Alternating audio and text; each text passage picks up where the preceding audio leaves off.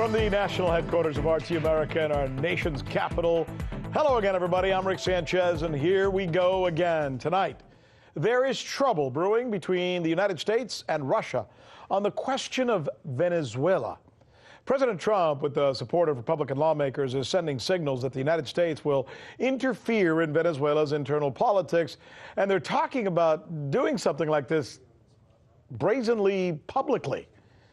The Trump administration, who has said that they are considering military options in Venezuela, is actually signaling this week that even though Nicolas Maduro was sworn in already as the president of Venezuela, we are not going to recognize him. We will recognize his opposition instead. That's what our government is saying.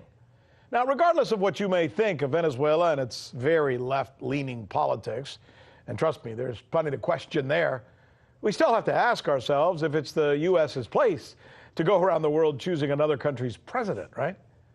After all, isn't that what the United States media spends the majority of its time talking about these days? Whether Russia stuck its nose in our politics here in the United States?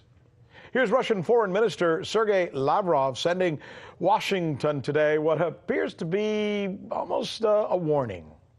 This is all very alarming and shows that in the United States, the policy of destabilizing countries in Latin America and in other regions remains one of its main priorities. So Russia appears to be using the U.S.'s threats in Venezuela as leverage somehow, right? That's what it seems like, right? Why, you might ask? And why don't they just stay in their own corner of the world? And what business do the Russians have sticking their nose in Latin America, which is much closer to the U.S. border than it is to any borders in Asia, right? That's a good question. But you see, the Russians would argue that they could ask the same questions of us. Let me give you a little bit of a Russian perspective on this, something you would probably not get or consider. For hundreds and hundreds of years, Russians have tried minding their own business and have always ended up being fooled, invaded, and or lied to. So much so that people who study the Russian culture will tell you that it's almost like it's like baked into their psyche, right? Almost a little defensive about it now. The most recent example for this is the question of NATO. The Russians have not been allowed to join NATO, even though they've asked. Vladimir Putin himself has gone to NATO and says, please let us be a part of the organization. And they've said, no, you're not allowed. While NATO has encroached right up against the Russian border, despite being promised by the United States that that would never happen. Not going to happen, we said. That promise actually took place. I can give you the exact date. It took place on February 9th of 1990. So the Bush administration tells Mikhail Gorbachev on that day that in exchange for cooperation on, reunifying Germany, remember the wall and the whole thing? The U.S. would give its, this is a direct quote, ironclad guarantee that NATO will not expand 1 inch eastward past Germany. That's what they said, not 1 inch. Those are, again, that's a direct quote from the documents that were looked at, signed, the conversations that took place. So what happened after that?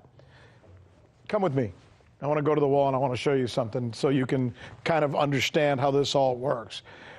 NATO, at the U.S.'s urging, not only did they expand, they've taken it right to the Russian border. Let me show you something. All right, let's go in on this and okay, so all this red here is obviously Russia.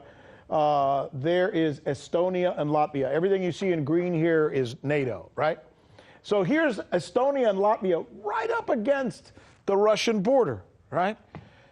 Look, it's as if Iran or China or Russia itself had troops right on our border with Mexico. Now that would be a national emergency. And now NATO is actually making, here, come back here, I want to show you something. NATO is actually making overtures now with Ukraine. So they're knocking on the door with Ukraine, asking them if they want to also be included with NATO. And look what happens there. Look at this border. There's Russia. I mean, talk about, might Russia feel a little bit surrounded? Wouldn't you?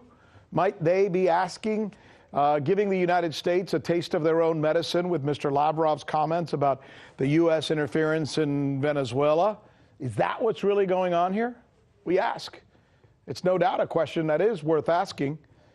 This is The News with Rick Sanchez, where we try to ask the questions that might sometimes give you a different perspective, one maybe you've never considered, because we really do believe it's time to do real news again. Hey YouTube, thanks for checking out our channel. We hope you enjoyed the video. We have tons of content for you just like this. For more of RT America's one-of-a-kind news and analysis, be sure to subscribe and never stop questioning more.